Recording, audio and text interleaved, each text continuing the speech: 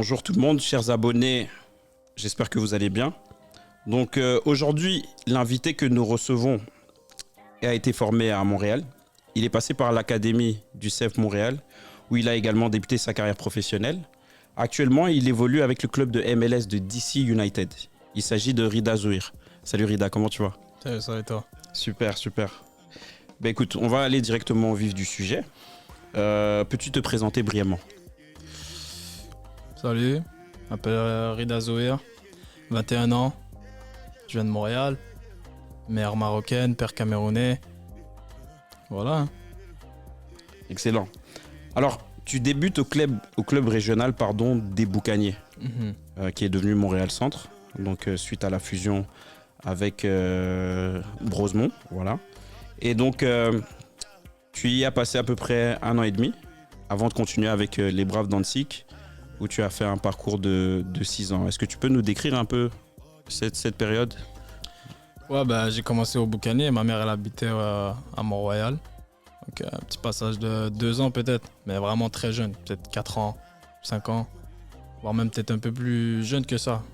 Après, ma mère elle a décidé de déménager à Annecy, donc je suis allé jouer au Brave d'Annecy. Puis pendant un bon moment, le reste c'est l'histoire. Hein. Alors, tu es marocain et camerounais d'origine. De quel côté vient plus la passion du foot? C'est une très bonne question, hein. Une très bonne question, mais avec du recul, quand t'es jeune, tu penses pas à ces trucs-là, mais avec du recul, tu sais, j'ai déjà pensé à ça et je pense que ça vient des deux. Ça vient des deux, t'as certaines qualités. Tu dis, bon, peut-être physiquement, tu t'es développé plus du côté camerounais et techniquement, peut-être du côté marocain. Donc, non, Cameroun, ça respire le foot, Maroc, la même, donc les deux. Mais je suis montréalais quand même, tu vois. Okay. Montréalais aussi, tu vois. Est-ce qu'à ce moment-là, tu avais déjà un poste spécifique ou cela s'est fait naturellement avec le temps? Bah, j'ai commencé attaquant quand j'étais plus jeune. Puis, bon, vers l'âge de 6-7 ans, tu sais, vers ces âges-là, tu commences à t'orienter plus vers un poste. Je savais que c'était plus le milieu de terrain, tu sais, quand je suis arrivé au Brave d'Annecy et tout ça. Et quand je suis rentré à l'académie, bon, on m'a mis aussi en milieu de terrain, que ce soit en 6, en 8. On m'a même essayé en 10. Mais bon, 10, peut-être un peu moins confortable. Donc, je suis pas encore au stade où je connais exactement, t'as vu, le poste où je suis encore le plus efficace. Mais je te dirais qu'en ce moment, le poste de numéro 8, c'est celui que je maîtrise le mieux. Mais c'est important de toucher à tout quand t'es jeune, tu vois. Clairement, Ouais. Clairement, c'est comme ça que tu te développes aussi plus rapidement, tu vois. Ouais. Mais justement, comme pas mal de joueurs au Québec, tu as participé aussi au tournoi sélection régionale / Jeux du Québec. C'est en fonction de l'année parce que ce que les auditeurs doivent savoir en fait, c'est qu'une année sur deux, c'est soit la sélection régionale ou soit les Jeux du Québec. Et d'ailleurs, pour la petite histoire, les premiers Jeux du Québec que j'ai fait en tant que coach en 2016, toi, tu étais avec Concordia, moi j'étais avec Bourassa. Ouais. C'est là que je t'ai vu pour la première fois. Ouais. Je pense, ouais. Mais à l'époque, parce que maintenant le tournoi de sélection régionale / Jeux du Québec, c'est en U14. Mais je sais que de ton temps, c'était U13. Ouais, c'était U13. Un peu plus jeune, ouais. Un peu plus jeune. C'est ça. Mais justement, qu'est-ce que tu retiens parce que je sais que tu l'as fait 2 ans, il me semble. Ouais, je l'ai fait 2 années de suite. L'année d'avant, c'est mon frère, mon grand frère, Amine. L'année d'après, c'est avec la génération 02, donc c'est tournoi sélection régionale TSR. La génération 2003, c'est les Jeux du Québec à Montréal. Et tu vois, moi, je le dis souvent, je pense que les Jeux du Québec, moi, personnellement, à vie, je pense que ça a été la meilleure expérience de ma vie. Parce que t'es jeune, à l'extérieur du terrain, t'es un peu fou, tu vois, tu fais n'importe quoi et tu rentres sur le terrain, déjà, t'es Concordia, donc le niveau à Concordia, tu sais, chaque année, il est un peu plus élevé qu'ailleurs. Tu sais que tu rentres sur le terrain, tu vois. Les gens doivent... de ton temps, oui. Ah oui, dans mais mon les gens temps, doivent 3 savoir années de que maintenant, suite, c'est plus la 3 années de réalité. suite, 0-1. Non, 4 années de suite, tu sais. Non, Ouais. 3 années de suite. 0-1, 0-2, 0-3 et même 0-4. 4 années de suite, on a gagné, tu vois. Mais en tout cas, dans ce temps-là, c'était fort. Mais ouais, non, pour revenir à ta question, je pense que c'est ma meilleure expérience à vie. Tu vois, t'es entre potes, t'as pas de calcul, t'as pas de tout ça. Tu rentres sur le terrain et tu t'amuses. Si tu t'amuses, et en plus on a gagné, donc pompon sur la garde. Ben justement, de la génération 03, parce que je sais qu'il y avait pas mal de joueurs qui étaient quand même assez bons. Est-ce que tu te rappelles de noms, justement, de joueurs qui maintenant sont dans le milieu pro? Bah, je l'ai fait avec la génération 02. Tu vois, il y avait Isma que tu connais bien. Ouais. Voilà, en ce moment, il joue, Isma connaît. il joue en Italie. Il y avait avec moi Maël Henry, en ce moment, il est en CPL. Ok. Je sais que j'en oublie plein d'autres, tu vois. Mais ouais, non, très grande génération. T'as Mamadou Kane aujourd'hui, bon, Ouais. je pense qu'il est à Laval, mais Ouais. il a eu son petit passage en CPL. En CPL. Et t'as quelques autres joueurs que je sais que j'oublie, mais Jefferson Alphonse, ouais, lui aussi en CPL. En CPL. qui était avec toi à l'académie aussi. Ouais, exactement. Donc Concordia, ouais, non, des bons joueurs, une bonne génération. Mhm. Une bonne génération, ouais, ça. Ben, si on va maintenant un peu plus loin, tu vois, au niveau de ton expérience, Ouais. je sais qu'il y a des coachs qui t'ont un peu marqué. Voilà. Donc je parle surtout de Patrick Viola. Donc justement pendant la période, tu vois, où tu étais en sélection régionale. Ouais. Mais aussi, et on y reviendra un peu plus dans les détails aussi, quand tu as commencé l'académie. Il y avait un certain Serge Dinkota. Ouais. Voilà. Ouais. Maintenant, moi ce que je voudrais, c'est que tu nous dises pourquoi ces coachs-là t'ont marqué en particulier, et c'est quoi qui t'ont apporté de plus en tant que joueur. Ben, Patrick Viola, c'est un des premiers coachs que j'ai connus, je vais dire entre guillemets, au haut niveau. Parce que quand tu joues en club amateur, que ce soit Brave Dantic ou Boucanier, tu arrives en sélection régionale, tu commences à comprendre que c'est sérieux, tu regardes autour de toi, c'est là que la compète et que les joueurs élites sont, et que c'est là que ça commence réellement, tu vois. Ça commence par la sélection régionale, et Patrick Viola, c'est, je pense, le premier coach que j'ai eu vraiment que, oh, ok, il y a une exigence, faut bien faire les choses, la discipline, tout ça, tu vois. Et quand tu es jeune, tu le comprends pas nécessairement, mais avec du recul, tu vois, tu l'apprends et tu comprends le message qu'il essaie de faire passer. Mhm. Et puis Patrick aussi, je pense, c'est le premier coach aussi enfin un des premiers coachs encore à l'élite, entre guillemets, qui a cru en moi. Ça veut dire, je me rappelle, pour avoir la petite anecdote, j'étais en train de regarder mon frère s'entraîner avec la sélection régionale. Puis il me dit, hey, toi là dans les estrades, viens t'entraîner avec nous. Et là, je commence à m'entraîner et tout ça. Et puis c'est de là que la relation elle commence. Tu vois, il connaît bien ma mère. Mon frère, il fait les Jeux du Québec, il a un bon tournoi. Donc l'année d'après, bon, je suis avec les 03. Pendant un entraînement, il me dit, hey, toi, viens. Il me monte en 02. Je fais le tournoi sélection régionale avec les 02. L'année d'après encore 03, c'est mon année.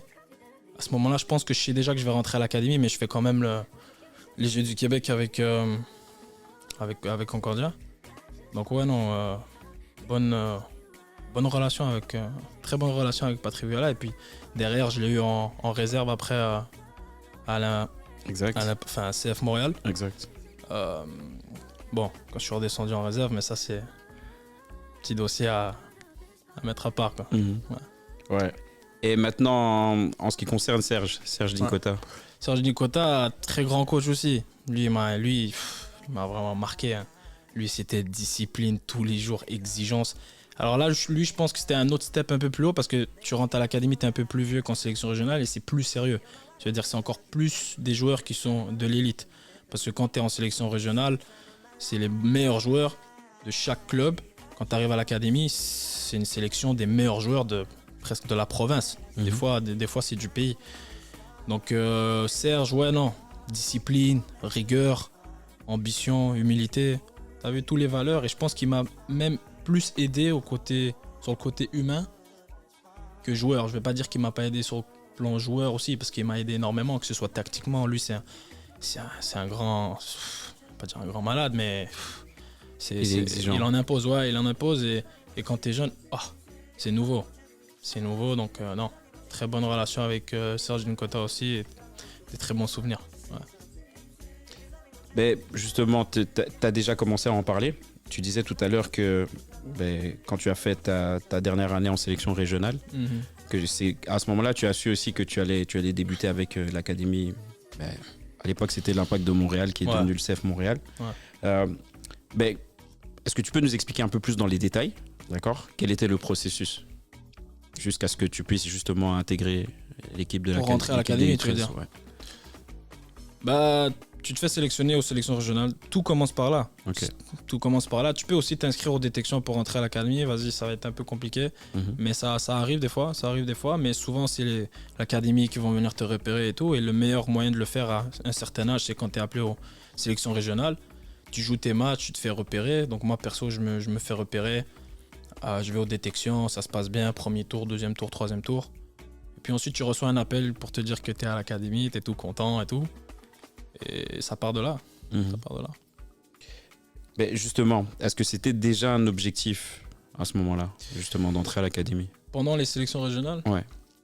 je veux pas dire que c'était un objectif parce que quand tu es jeune, tu penses pas. Moi, en tout cas, je pensais pas réellement comme ça. Alors, tu sais qu'il y a des recruteurs dans les estrades, tu sais qu'il faut bien faire, il y a une pression, ce serait mentir de dire que j'y pensais pas. Bien sûr que j'y pensais, mais de là à dire que c'était un objectif, bah, quand c'était devant moi, ouais, je voulais faire partie de l'académie. Mais avant ça, je veux dire, non, pas vraiment. Et puis même, tu sais, même ma mère, elle voulait pas nécessairement que je rentre à la pré-académie. Tu vois, avant, il y avait ça Mhm. assez tôt. Elle voulait que je continue à enjoy mon foot, à vivre ma vie de jeune homme, ta vie de jeune garçon. Puis ouais, non, c'est ça. Hein. D'accord. Et c'est quoi, selon toi, la grosse adaptation que tu as eu à faire, ben justement, lors de ton passage d'un club régional au CF Montréal? Moi, pour être franc avec toi, quand je suis arrivé à l'académie, j'ai rien compris. J'ai rien compris parce que tu passes d'un environnement où tu t'entraînes avec tes amis, c'est cool. Si t'es un bon joueur, ben ça y est, c'est cool, tu t'amuses et tout, t'es performant. Et j'arrive à l'académie et ça te déchire les dossards, ça te déchire les chandails, ça va dans les duels, ça joue pour sa vie. Et à un jeune âge, et je comprends pas. Tu vois, j'arrive et je comprends pas ce qui se passe. Je dis, oh, les gars, on est là, mais on s'entraîne, oui, mais calme, mollo, pas besoin de déchirer tout ça, tirer. Mhm. Mais après, quand tu rentres dedans, tu comprends que ta place, elle est remise en cause à chaque 6 mois. Chaque 6 mois, elle est remise en cause. Et c'est pas tout le monde qui va passer à l'étape supérieure. Donc ça, tu le comprends vite. Mhm. Ça prend un temps d'adaptation pour le comprendre. Et tu comprends aussi qu'il y a un objectif à la fin, c'est de devenir professionnel. Mhm. Et que tout le monde est sur cette mission-là. Mhm. Donc, une fois que tu t'es mis dans cette mentalité-là, tu regardes à droite, tu regardes à gauche, tu dis ok, c'est bon. Et là, tu switch on. Tu switch on et d'année en année, tu vois tout le monde tomber. Et toi aussi, tu peux tomber, tu sais jamais, tu vois, dépendamment du coach, dépendamment de... Et tu essaies de faire ta route du mieux possible. Ouais. Maintenant, tu es un des rares joueurs qui a fait toutes les transitions, en fait, de U13 jusqu'au niveau professionnel. C'est sûr qu'on ira un peu plus dans les détails et tout ça par rapport à tout ça. Mais durant cette période, donc qui a fait on va dire qui a fait la différence entre qu'est-ce qui a fait la différence, par exemple, entre toi qui a fini professionnel et tous les jeunes que tu as vus, qui avaient aussi quand même un certain talent, certaines aptitudes et tout ça, et qui n'ont pas pu faire le saut au plus haut niveau? Tu sais, je vais te dire, surtout dans le centre de formation, la grande différence, elle est dans la tête. Parce que le talent, à un certain moment donné, je vais pas dire que tout le monde l'a au même niveau, mais tout le monde l'a. Tout le monde l'a. Mais par contre, ce serait quand même te mentir de dire que, bon, tout le monde a le même talent. Non, c'est pas vrai. Mais pour passer à ce prochain niveau, il arrive à un certain âge où tu dois faire un peu plus. Tu dois surveiller ce que tu manges. Tu dois surveiller comment tu dors. Tu dois surveiller comment tu t'entraînes. Et t'assurer d'être toujours le meilleur. Et ça prend un certain caractère, tu as vu, un certain mental pour s'assurer de rentrer et tous les jours être performant, tous les jours être le meilleur. Une fois que tu te mets dans cette mentalité-là, je veux dire, ça va pas être, c'est pas garanti pour toi que tu vas réussir. Mais pour moi, je pense que ce qui a fait la différence, c'est qu'aussi, sur le côté, bon, ça les jeunes, attention hein, quand même, mais tu vois, je continuais à aller jouer au parc, j'allais taper le ballon. Et ça veut pas, sur une période de 5, 6, 7, 8 ans, ça fait une grande différence. Ça fait une grande différence quand tu regardes en arrière, tu dis ah ouais non, ça peut-être ça m'a sauvé entre guillemets. Tu comprends? Parce que ça te fait développer ta technique, ça te fait développer ton fitness, ça te fait garder aussi à certains moments, parce que c'est pas vrai qu'il y a juste des hauts. Même à cet âge-là, il y a des hauts, il y a des bas. Ça te fait garder ce plaisir aussi et cet instinct. Cet instinct, parce que le foot, tu sais comment ça devient maintenant en ce moment. Tu joues en une touche, deux touches, mais quand tu vas au parc, il n'y a pas de règles. Exact. Et donc, non, c'est important de continuer à aller jouer au parc, mais il faut faire attention, c'est sûr. Ouais, c'est sûr. Ouais. Faut des temps de repos aussi. Ouais, il faut des temps de repos, mais, Même si c'est pas simple. mais non, ça aide. Et quand tu es jeune, tu te rends même pas compte, mais c'est du travail surplus que tu fais. Exact. Mais justement, le 4 décembre 2020, tu signes ton premier contrat pro. Ouais. Quelle a été ta réaction en l'apprenant et quelle a été la réaction aussi de ton entourage familial? Surprenant, hein. Même si tu as travaillé toute ta jeunesse pour ça, c'est très surprenant une fois que ça arrive. C'est-à-dire, moi, mon agent, à cette époque-là, il m'appelle, il me dit écoute, Rida, ça va pas trop bien en mathématiques, on t'a retranché de l'académie. Et puis, c'était pendant le moment où c'était les U23, c'était Covid, tout ça. Et donc, il y avait beaucoup de retranchements. Il y allait avoir 3 générations ensemble, il y allait avoir beaucoup de retranchements. Et il m'appelle, il me dit ouais, écoute, reste proche du téléphone, parce que j'ai une nouvelle à t'annoncer et il faut que ta mère elle soit là. Et il me dit ça, il me dit ouais, tu vas pas être gardé à l'académie. Tu vois comment tout s'effondre. Ouais. Tu dis non, c'est pas possible. Et là, il laisse un peu de suspense et tout. Et il me dit non, on rigole. CF Montréal t'a offert, enfin à ce moment-là, l'Impact de Montréal t'a offert un contrat professionnel. Je regarde ma mère, je dis c'est pas possible.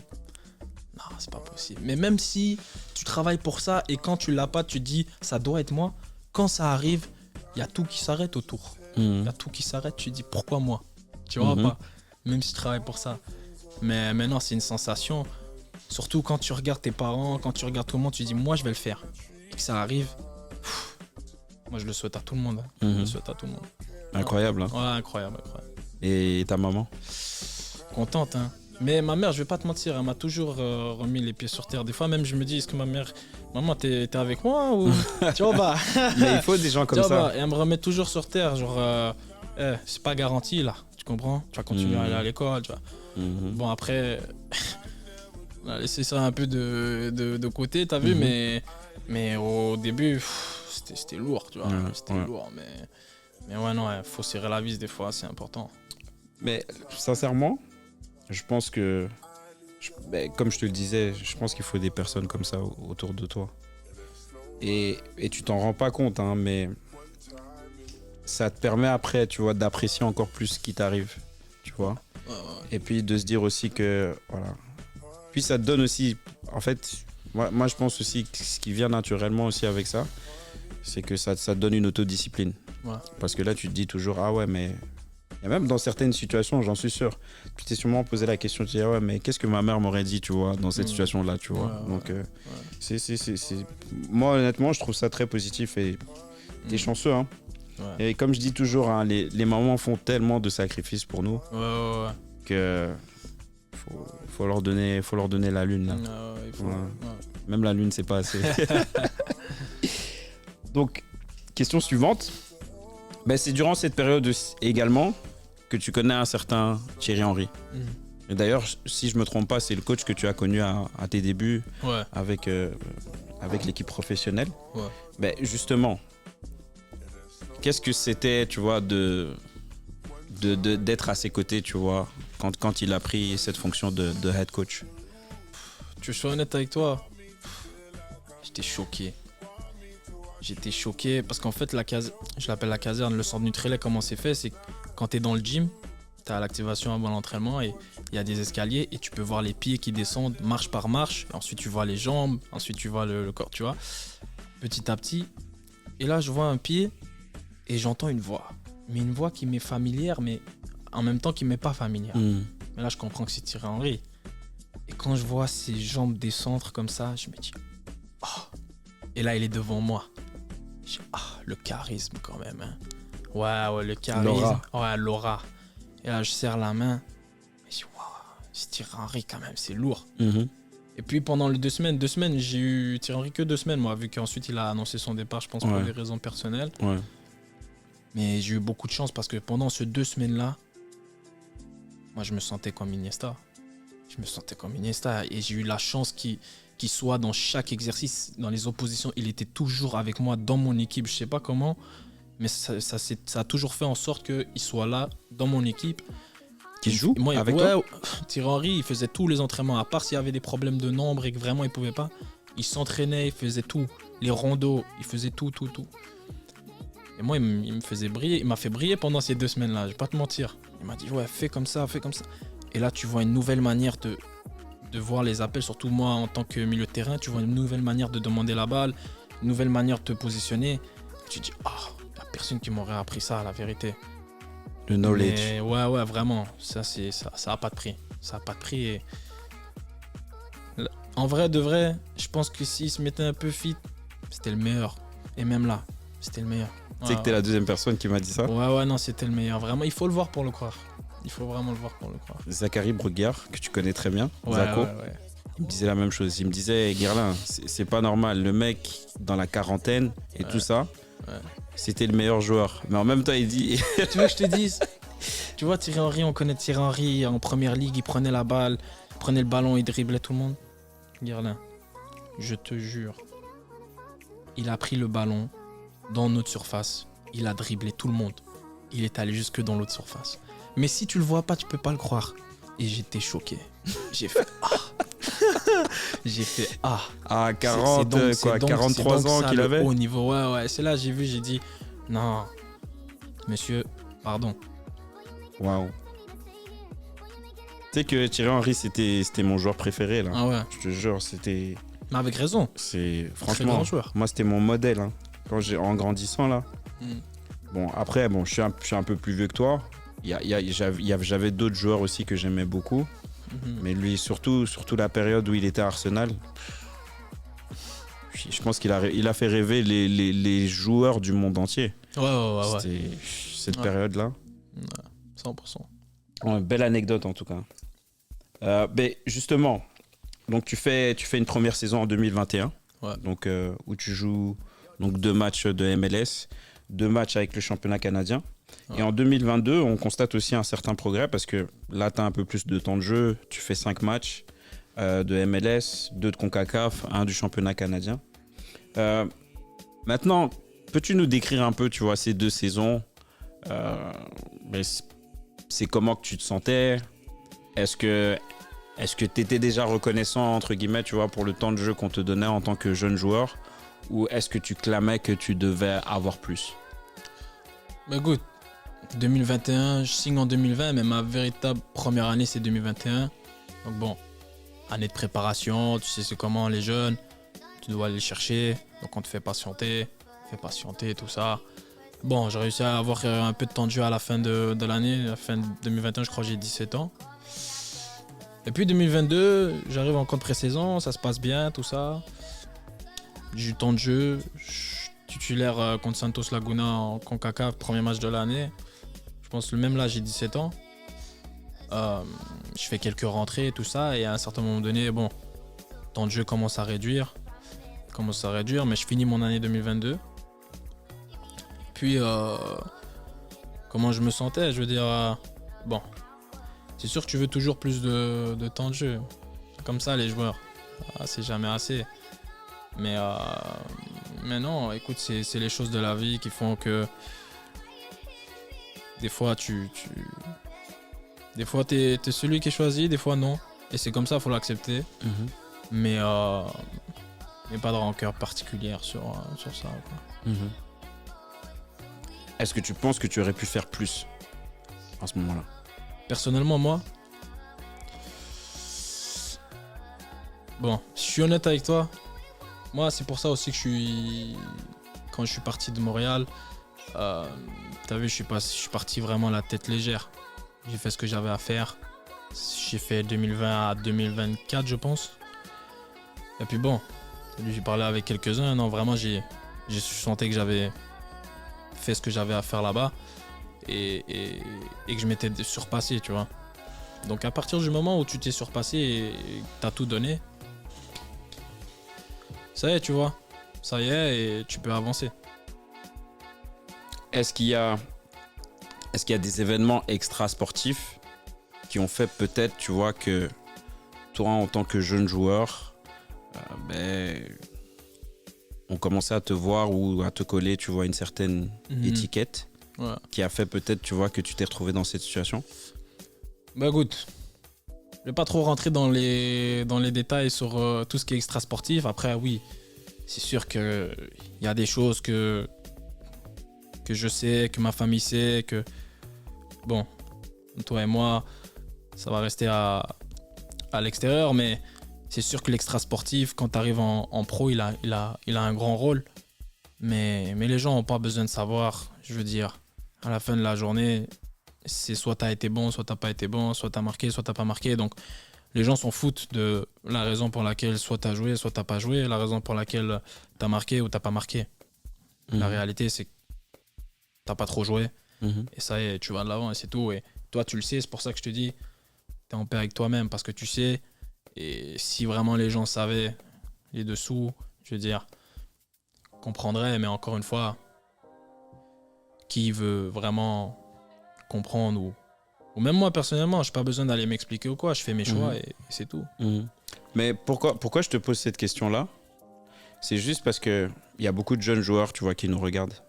Et nous, en fait, si on a créé ce podcast, hein, une des choses, tu vois, qui est vraiment importante, tu vois, c'est vraiment de donner l'heure juste, tu vois, aux jeunes et de leur dire que, regardez, si par exemple tu prends ce chemin-là, ben, il y a des chances, tu vois, que tu puisses peut-être avoir un peu plus de réussite. Si par contre tu prends un autre chemin, il se peut, tu vois, il se peut que tu restes dans le milieu professionnel et tout ça. Mais peut-être que ça, pour plusieurs raisons, tu vois, ça va être plus difficile. Alors toi, je sais que maintenant, tu as vraiment l'expérience, tu vois, du haut niveau et tout ça. Et bon, je peux le dire, hein, on a eu des conversations aussi parce qu'on se connaît.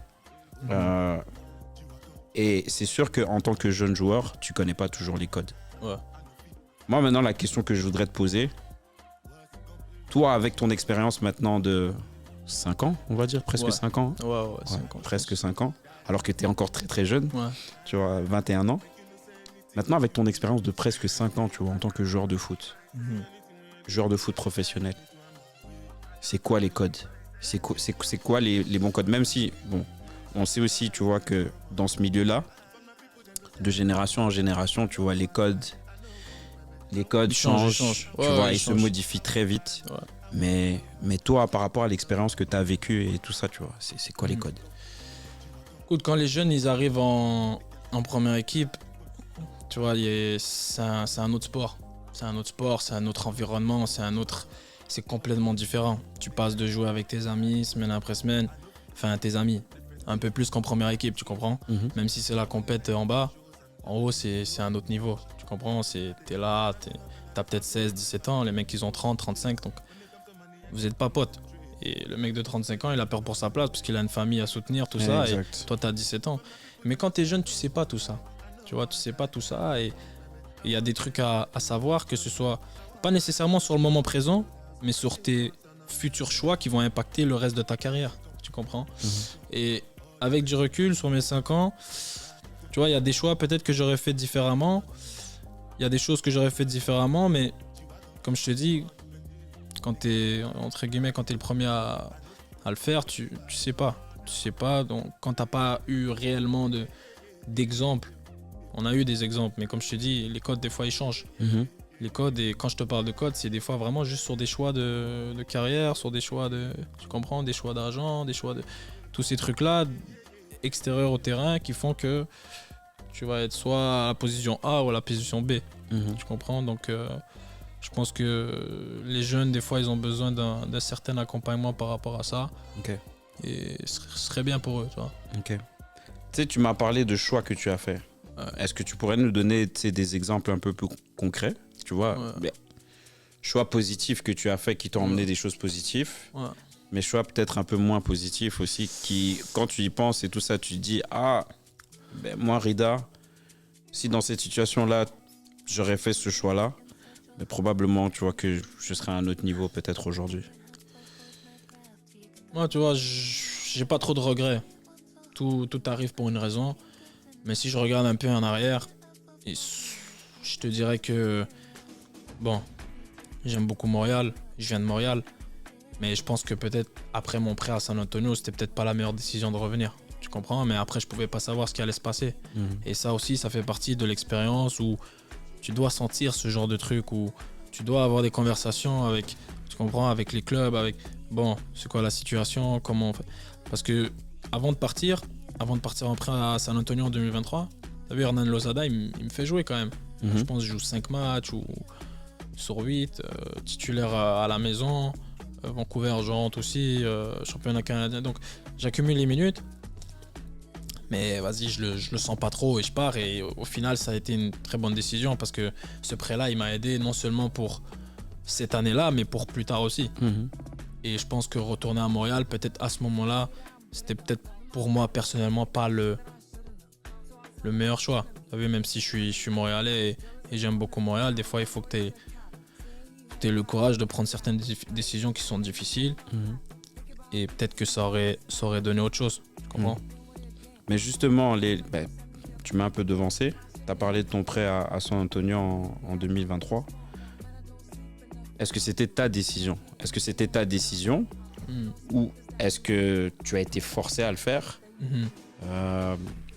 Ou est-ce que peut-être, tu vois, c'était un conseil que ton agent t'avait donné, tu vois, pour avoir un peu plus de temps de jeu?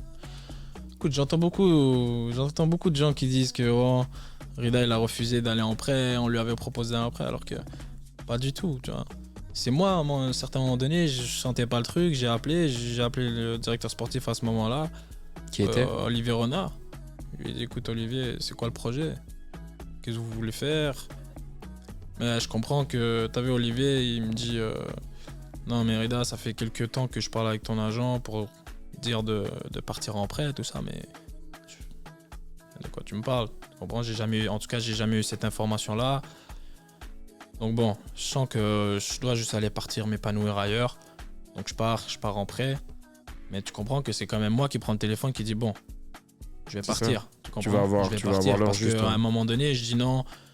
Tu sais, je dis je vais rester et quelques temps plus tard, j'appelle et je dis regarde, j'appelle mon agent, je dis regarde, je vais partir, c'est mieux pour moi, je vais aller faire mes 30 matchs, aller reprendre le plaisir, t'as vu.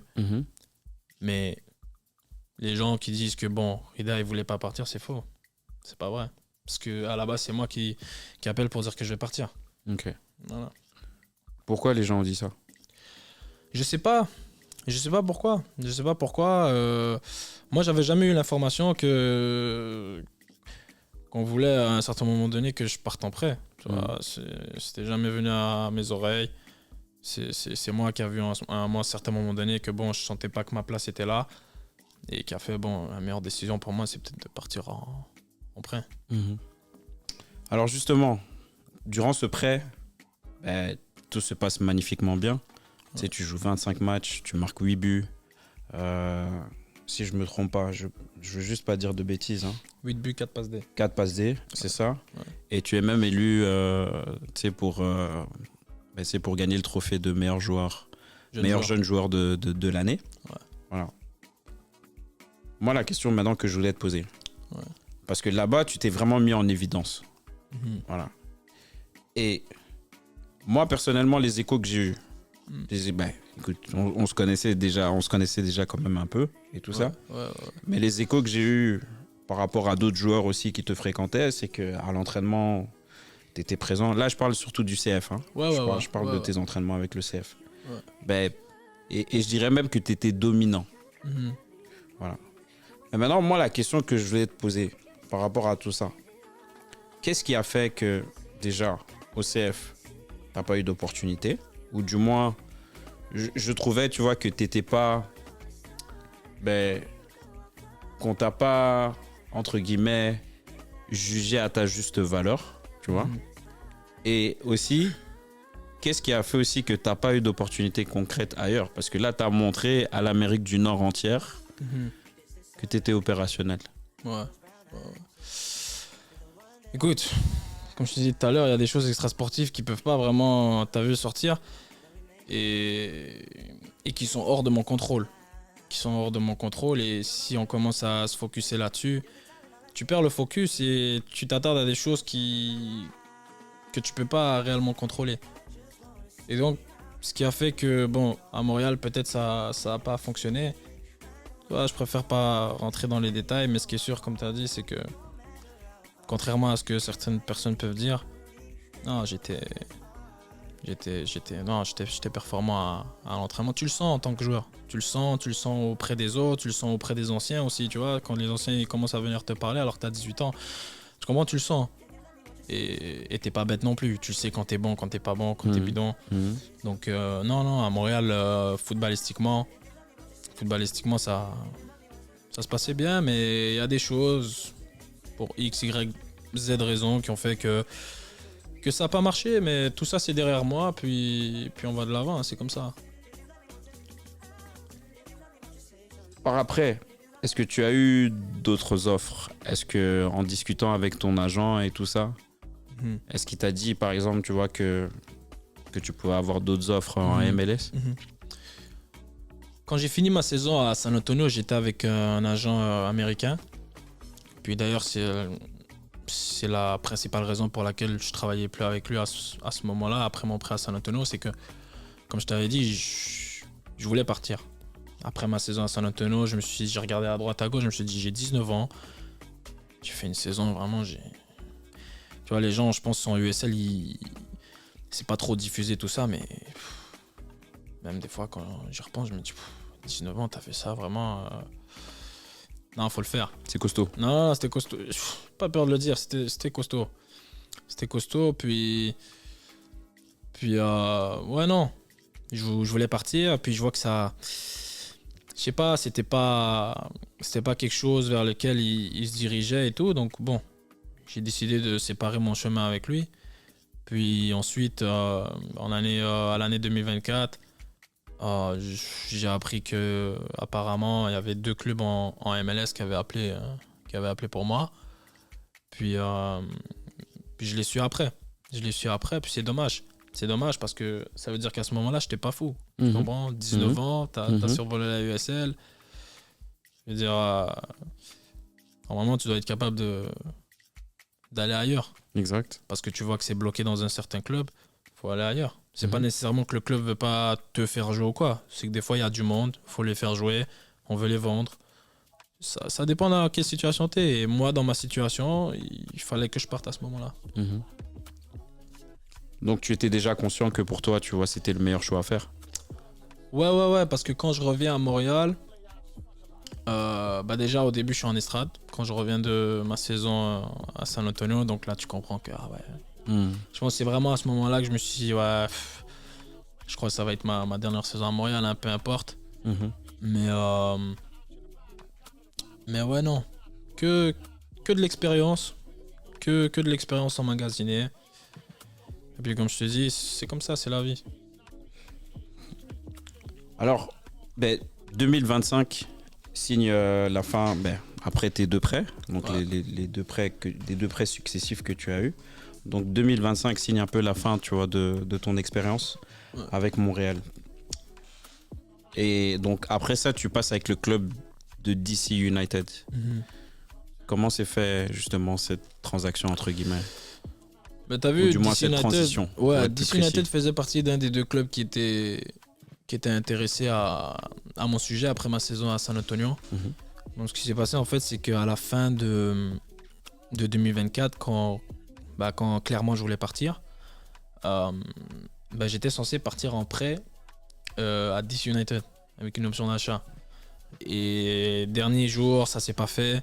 Donc bon, je suis parti jouer à Birmingham. C'était vraiment un truc de dernière minute, juste pour accumuler les minutes, reprendre le momentum et avoir des matchs dans les jambes aussi pour que derrière la saison d'après, ce soit plus facile aussi d'aller ailleurs. Et puis c'est comme ça que ça s'est fait. Donc je suis allé en pré-saison avec DC. Ça s'est bien passé. On va faire un contrat. Donc depuis ce moment-là, je suis à DC et ça va.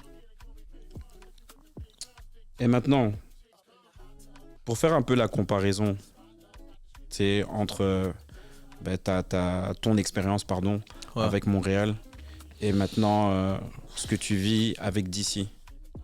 On est d'accord, tu vois que ça reste du foot, mais c'est quand même 2 environnements différents. Et puis il y a une réalité aussi, c'est que Montréal, c'est ta ville. C'est la ville où tu as grandi et tout ça, c'est la ville où tu as tous tes repères, c'est la ville où il y a la famille. Donc après, c'est sûr que par rapport aux 2 prêts que tu as eus, que ce soit à Birmingham ou alors San Antonio, voilà, Ouais. excuse-moi, San Antonio. Ben, c'est sûr que tu as eu un avant-goût de ce que c'était, tu vois, de, entre guillemets, tu vas sortir un peu du cocon familial. Mhm. Voilà. Donc maintenant, par rapport à, on va dire, tous ces aspects-là, Mhm. comment est-ce que tu compares les deux expériences? Enfin, ta question, en fait, c'est comment je l'ai vécu de partir Exact. à l'extérieur de la maison Exact. par rapport aux 3 fois que je suis Exact. sorti. La première fois à San Antonio, j'étais rendu à un stade où ouais, j'étais prêt à partir. J'étais prêt à partir. Puis là-bas, vraiment, j'étais focus que foot, performance. Parce que je savais que si mon prêt ne se passait pas bien, bah derrière, l'année d'après, j'allais pas rester à Montréal, ou du moins, j'allais pas avoir un contrat MLS.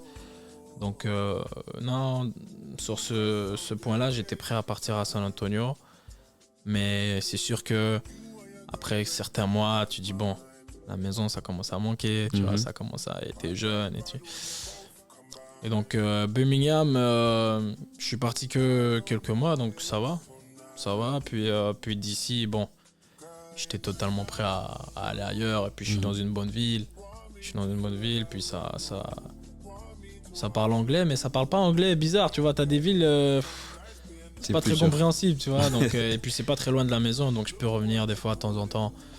Donc quand on a des congés, donc non, ça va. Ok. Alors, on va pas y aller par 4 chemins.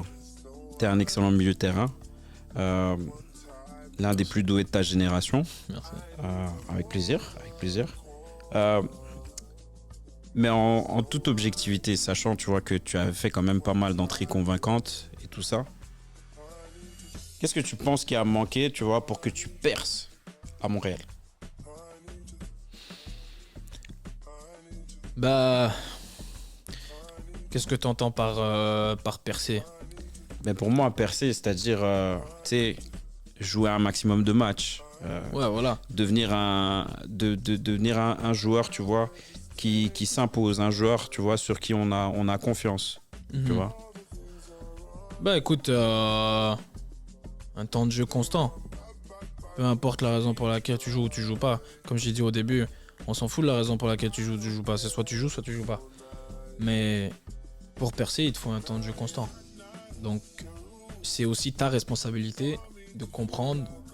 Et à ce moment-là, quand tu es jeune, tu peux ne pas le comprendre. Mais c'est ta responsabilité de comprendre si l'environnement dans lequel tu es, l'équipe dans laquelle tu es, le club dans lequel tu es est le bon pour toi à ce moment-là. Parce que c'est pas nécessairement le bon environnement pour chaque joueur au même moment de sa carrière. Tu comprends? Donc aujourd'hui, tu peux être un joueur A qui joue dans un certain club. Ça veut pas dire que ce club-là, dans 10 ans, ça va être le bon projet pour toi. Tu comprends? Donc quand il y a du monde à ton poste, faut avoir le caractère et la lucidité de se dire bon, il faut que j'aille jouer. Bon, donc ouais, je te dirais que c'est ça. Hein. Voilà. Je voudrais juste rebondir sur quelque chose que tu avais dit donc au début de cet entretien, pardon. Ouais, dis-moi. Donc tu disais que selon toi, en fait, tu sais, quand on parlait des codes, ouais. Selon toi, les joueurs ne sont pas toujours bien accompagnés. Ouais. Voilà. Mais maintenant, par rapport à ton expérience, même si, bon, tu sais, j'ai bien entendu ce que tu as dit.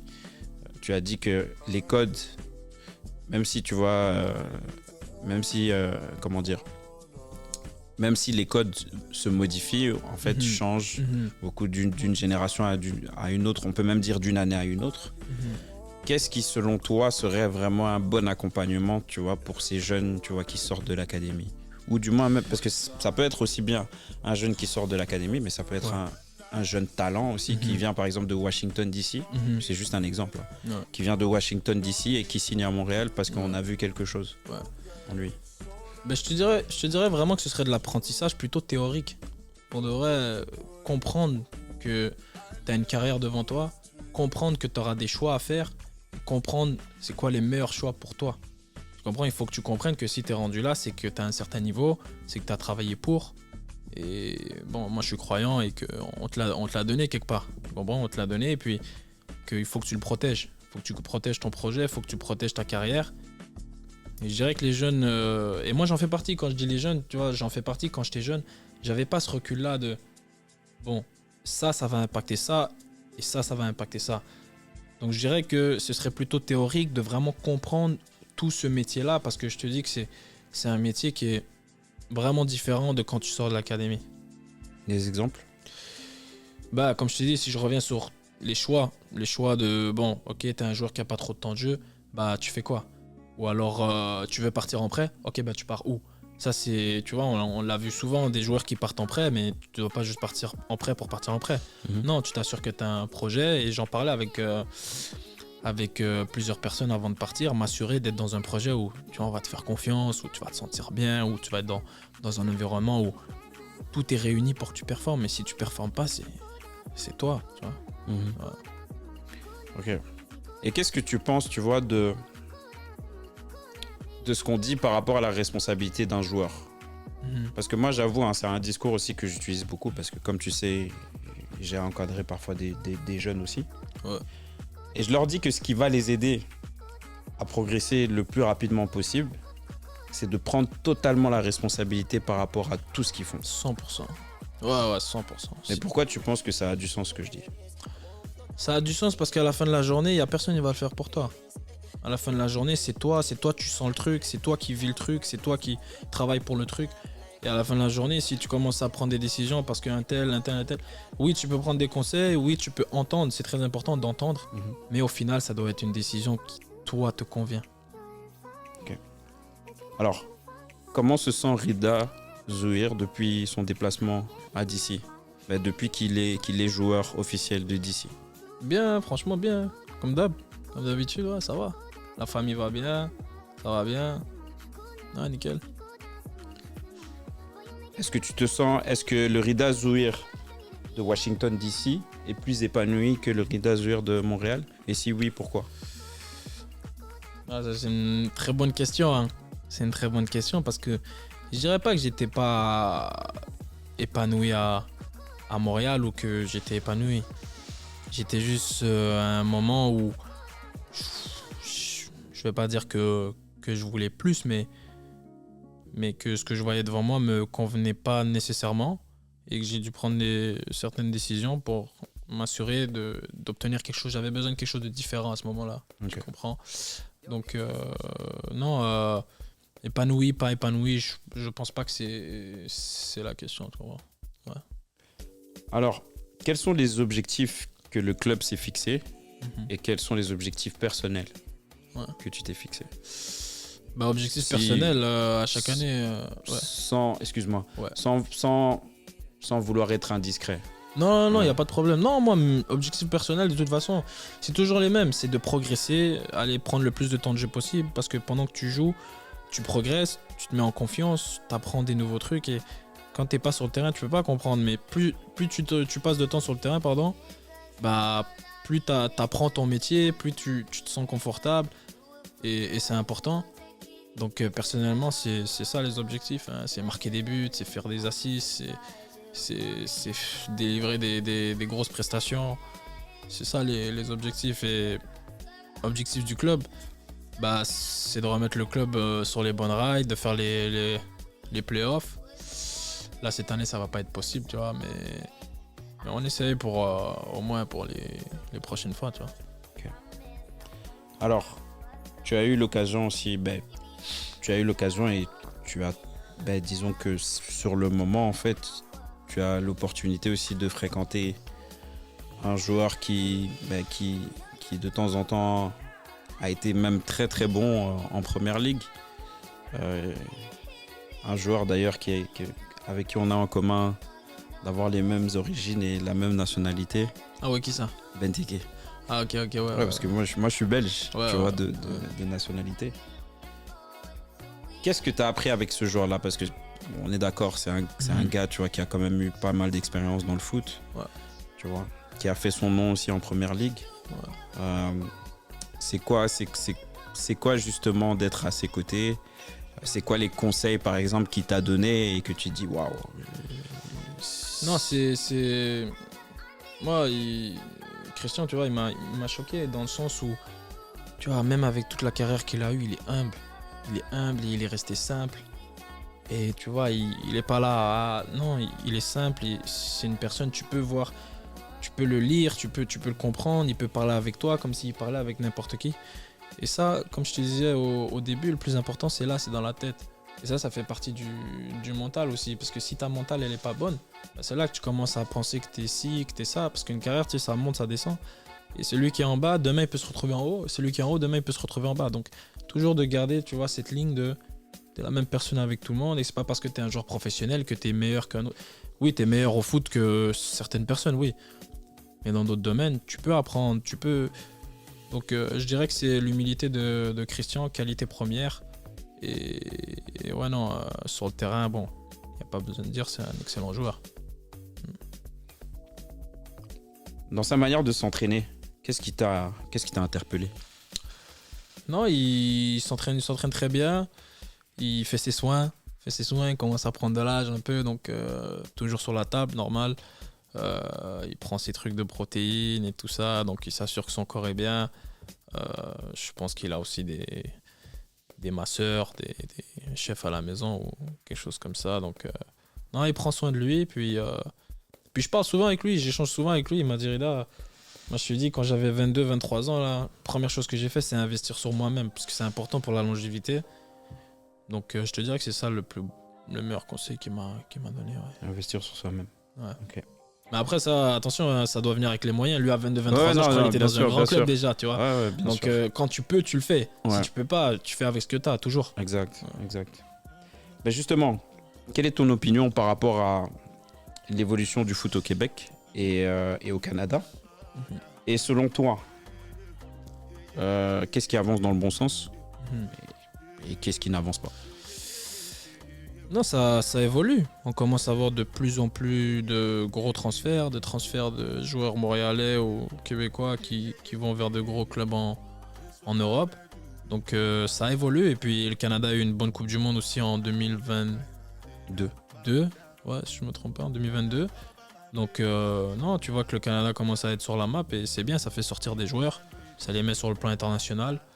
Donc de ce côté-là, ça avance. Il y a plus de qualité, il y a plus de concurrence aussi, parce que les joueurs commencent à jouer dans des grands clubs et tout, donc c'est bien de ce côté-là. Après, sur la formation, je dirais que c'est encore compliqué parce qu'on a un seul club ici. On a encore un seul club ici, donc ce qui se passe, c'est que les gens commencent à aller aux États-Unis et essayer de faire leur chemin là-bas. Donc, est-ce que de ce côté-là, sur la formation, ça progresse? Je peux pas dire oui, je peux pas dire non, parce que la vérité, c'est qu'il y a de plus en plus de joueurs qui se font vendre dans des grands clubs et on est de plus en plus sur le plan international. Mais il reste quand même qu'avoir une seule académie ici, une à Toronto, une à Vancouver, tu as 3 académies. Donc si tu fais pas partie des, je sais pas moi, 20 meilleurs joueurs de ta génération et que t'es pas la crème de la crème de la crème, tu passes pas et c'est difficile. Exact. Mais là maintenant, ces dernières années, voilà, les gens ils vont vers les États-Unis, ils font leur chemin. Ouais, c'est vrai. Maintenant, allez, là j'avais une autre question particulière à te poser. Ouais, dis-moi. Qu'est-ce que tu penses, tu vois, qu'il faudrait pour que les jeunes aient plus d'opportunités? À Montréal? Ouais. Bah, plus de clubs. Après, c'est facile à dire. Mais moi, la première chose à laquelle je pense, c'est plus de clubs. Aux États-Unis, t'as quoi, une trentaine de clubs, vingtaine de clubs. Donc, si ça marche pas à droite, tu vas à gauche. Si ça marche pas à gauche, tu vas à droite. Si ça marche pas devant, tu vas derrière. Donc, il y a toujours un club à côté. Même chose en Europe. Même si la compétition est plus féroce, je pense que tu as quand même plus d'opportunités à avoir plus de clubs. Mais après, comme je te dis, nous, on n'est pas là-haut, on sait pas ce qui se passe, tu comprends. Donc, mais c'est la première chose à laquelle je pense quand tu me dis ce qui manque pour les jeunes, pour avoir plus d'opportunités. Parce que bon, avoir 20 joueurs sur une génération, c'est pas beaucoup quand même. Tu vois, on est combien à Montréal? On est 3, 4 millions, je sais pas. C'est compliqué, donc faut que tu fasses ton trou et il y a plusieurs paramètres qui font que tu passes ou tu passes pas. Maintenant, je voudrais que tu nous parles un peu plus, tu vois, de la ville de Montréal. Ouais. Et je dirais même par extension, tu vois, le Québec en entier. Ouais. Qu'est-ce qui fait justement, tu vois, qu'il y a autant de talent au Québec? Parce que honnêtement, les gens ne réalisent pas. Les gens ne réalisent pas. Et souvent, quand moi j'ai ce discours-là, parce que bon, comme tu sais, tu vois, moi j'ai eu une expérience aussi, tu vois, dans les premiers pas de ma vie en Europe, et les gens ne réalisent pas le talent qu'il y a au Québec. Honnêtement, il y a énormément de talent à Montréal. C'est fou. C'est fou et ce qui fait la différence, par exemple, entre le Montréalais et l'Américain, c'est que le Montréalais a beaucoup plus de talent que l'Américain. Par contre, l'Américain a beaucoup plus d'infrastructures. Et ça vient avec le nombre de clubs, le nombre d'académies, même les académies privées. Il y en a plusieurs, il y en a beaucoup là-bas. Donc, la plupart des joueurs, et même la deuxième division là-bas, la USL. Donc, ça fait en sorte que les joueurs là-bas, les Américains, ici, ils sont prêts. Et au haut niveau, c'est ici et physiquement, t'es prêt, bah, tu passes avant le talentueux. Parce que le talentueux, il est technique, mais quand ça va pas bien, c'est difficile de compter sur lui. Tu vois, donc ouais, non, à Montréal, énormément de talent. Énormément de talent et les gens, ils se rendent pas compte. Et ceux qui sont pas professionnels, par exemple, à Montréal, ils disent « Ah, j'ai pas le niveau ». Non, c'est pas ça, c'est que t'as pas eu l'opportunité. Tu comprends, t'as pas eu l'opportunité. Ou alors, quand l'opportunité s'est présentée à toi, bah, peut-être que tu l'as loupé.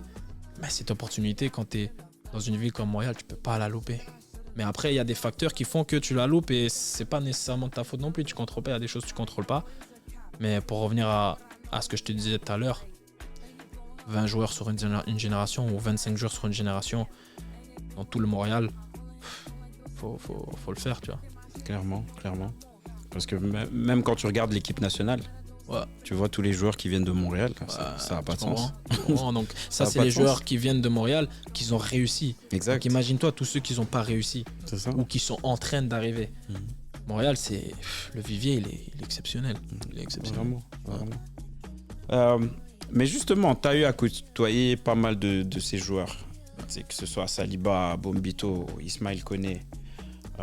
C'est des joueurs à qui tu as parlé, tu vois. Maintenant, parmi tous ces joueurs-là, est-ce qu'il y en a un en particulier, tu vois, avec qui tu as eu une conversation ou alors avec qui vous avez vécu quelque chose en commun? Est-ce qu'il y a quelque chose qui t'a marqué parmi ces joueurs-là? Par rapport à quoi? Ouais. Non, mais disons que est-ce qu'il y a quelque chose qui t'a marqué dans ces joueurs-là? Tu vois, c'est tous des joueurs qui ont un certain succès aujourd'hui, d'accord, pour plusieurs raisons. Ouais. Mais qu'est-ce que tu penses justement qui a fait... Est-ce qu'il y a quelque chose que tu as remarqué chez eux qui a dit ah ouais, lui... Mais, tu sais quoi, moi je vais prendre l'exemple de Zoran Basson. Ok. Zoran Basson, tu vois, j'étais avec lui à Montréal, il était avec moi à Montréal et j'ai vu les étapes, j'ai vu le développement, j'ai vu la résilience. Et aujourd'hui, tu vois, à Montréal, c'était compliqué, c'était difficile. Il a fait une saison où est-ce que, bon, la première saison, c'était plutôt pas mal. La deuxième saison, t'as vu, il a vu son temps de jeu réduire. Mais je l'ai vu, il a pas lâché. Je l'ai vu aller dans les entraînements extérieurs, s'entraîner à l'extérieur, faire plus et pas lâcher et toujours continuer. Et ça, je dirais que aujourd'hui, quand je le vois à Kansas épanoui, à enchaîner des trentaines de matchs par saison, on lui met le brassard de capitaine. Je dis, mais non, mais les gens, ils ont pas vu. Moi, j'ai vu. Mérité. Mérité. Donc, ça te pousse à te dire, bon, non, la vérité, lui, c'est mon pote. C'est un très bon pote, Zoran. Il a fait. La vérité, si moi, je reste focus, ça va bien se passer. Ça va arriver. Exact. Surtout qu'à Kansas City, la première saison, il avait joué, mais c'était pas comme cette année. Ouais, mais c'est comme ça quand tu arrives dans un nouveau club, c'est difficile de dire. C'est souvent sur ta deuxième année, quand tu te sens bien, tu comprends les codes, tu comprends où est-ce que t'es un peu plus à l'aise, tu comprends, ta personnalité elle ressort un peu plus. C'est souvent là que tu arrives à plus t'exprimer. Ouais. Ah, c'est bon.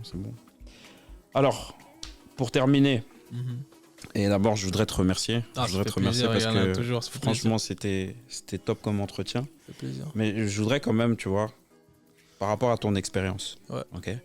Parce que comme je t'ai dit, il y a beaucoup de jeunes. Il y a beaucoup de jeunes qui nous regardent, qui nous suivent. Et j'en suis sûr que cette interview-là, elle va faire le tour du Québec. Mais ce que je voudrais, c'est que tu nous dises concrètement, c'est quoi les 3 conseils qui valent de l'or que tu donnerais à un joueur qui aimerait justement être joueur professionnel, qui aimerait finir joueur professionnel comme toi? Ouais. Les jeunes, je leur dirais, amusez-vous, pour prendre du plaisir, important. Et même quand tu es dans une passe qui est un peu plus difficile, essaie de trouver le plaisir. Essaie de trouver le plaisir, ça c'est un.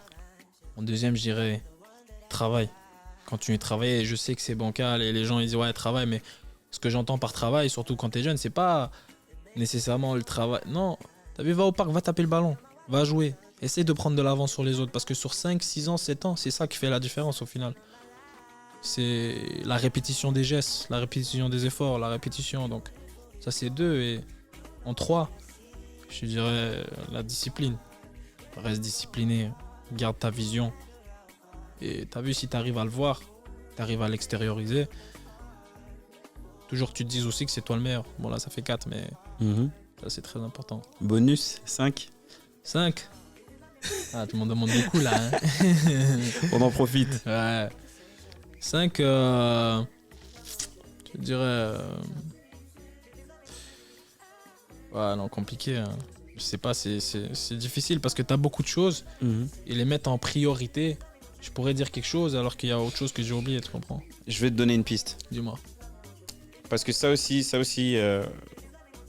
c'est pour avoir regardé des podcasts et tout ça, pour avoir, comme tu sais, avoir interviewé beaucoup de joueurs, des dirigeants, tout ça. Ouais. L'entourage. Très important. Très important. Et quand tu es jeune, tu comprends pas. Si tu comprends pas, ça veut dire quoi? Entoure-toi bien, mais t'as vu, c'est important d'avoir des amis qui t'apaisent. C'est important d'avoir un entourage. Quand tu sors du foot, t'as vu, déconnecter un peu. Ou quand tu sors des foot, ouais, tu vas jouer au parc, mais ça te procure du plaisir. Tu gardes cette flamme, tu comprends? Tu gardes cette insouciance. Donc ouais, l'entourage, c'est important. C'est important et t'es maître de ton destin. Ça veut dire, c'est toi, tu dois sentir ces trucs-là, tu vois. Ok. On va juste, et je termine là-dessus, Dis-moi. toujours par rapport à l'entourage. Ouais. Parce qu'on le sait aussi que... Mais je vais te donner un exemple. Tu vas voir pourquoi Non, mais tu vois, l'entourage, là-dessus. c'est très important. Je vais pas te mentir. Moi aussi, il y a peut-être des gens que je fréquente un peu moins, que j'ai dû fréquenter un peu moins, que ce soit pendant mon académie ou pendant le court laps de temps où, vas-y, c'était la transition pour être en première équipe. Il y a des trucs, des fois, t'as pas le temps. T'as pas le temps et tu peux pas commencer à prendre la mentale de d'autres personnes parce qu'après, sinon, ça te fait dérailler. Tu comprends? Donc, non, très important, l'entourage, ouais. Mais par rapport à ça, en fait, il y a un exemple que je voulais te donner. Ça, je me rappelle. Hein. Ouais. Parce que toi, tu es 2003. Hein. 2003. Mon petit frère est 2004. Ouais. Ça, c'est quelque chose qui m'avait vraiment interpellé. Ouais. Lui, déjà, c'est une personne, tu vois, il est quand même assez discret et tout ça. Ouais. Et je me rappelle que quand il a signé son premier contrat pro avec la Gantoise, en l'espace d'une heure, sur Instagram, il est passé de 11 abonnés à 500 abonnés. Tu vois. Je peux même dire, tu vois, qu'il y a certaines personnes de la gente féminine, des filles, tu vois, qui connaissaient, avec qui il a grandi et tout ça, qu'il ne calculait pas. Mais qui soudainement, tu vois, quand il a eu son premier contrat et tout ça, qui ont commencé à le calculer. Donc, ce que j'essaie de dire, pourquoi j'ai donné cet exemple-là? Parce que tu sais, quand tu passes au milieu professionnel, tu attires pas toujours les bonnes personnes. Voilà. Donc maintenant, la dernière question que je voulais te poser, comment justement filtrer? Surtout quand tu deviens pro, comment filtrer les personnes, tu vois, qui sont là pour les bonnes raisons versus les personnes qui sont pas là pour les bonnes raisons? Écoute, moi, je pense pas trop à ça. Je vais pas te mentir. Moi, j'ai toujours eu le même cercle. Je suis pas quelqu'un nécessairement qui est très, je vais pas dire avenant, mais pas quelqu'un qui va nécessairement changer son cercle et que ce soit même avant d'être professionnel. Mon cercle, il a pas mal toujours été le même. Et s'il y a des gens qui se rajoutent, c'est que bon, ça s'est fait comme ça et ça s'est rajouté. Tu vois, que ce soit les Zachary Bourguière, les Akko, que ce soit les Oran, que ce soit les... Tu comprends? Donc, tu le sens et ça revient au même toujours. C'est toi, tu dois être maître de ton destin. Ça veut dire c'est toi, tu dois prendre ces décisions-là. Tu comprends? Mais moi, personnellement, jamais été trop attardé sur ça. Je veux dire, même cercle et on est tranquille.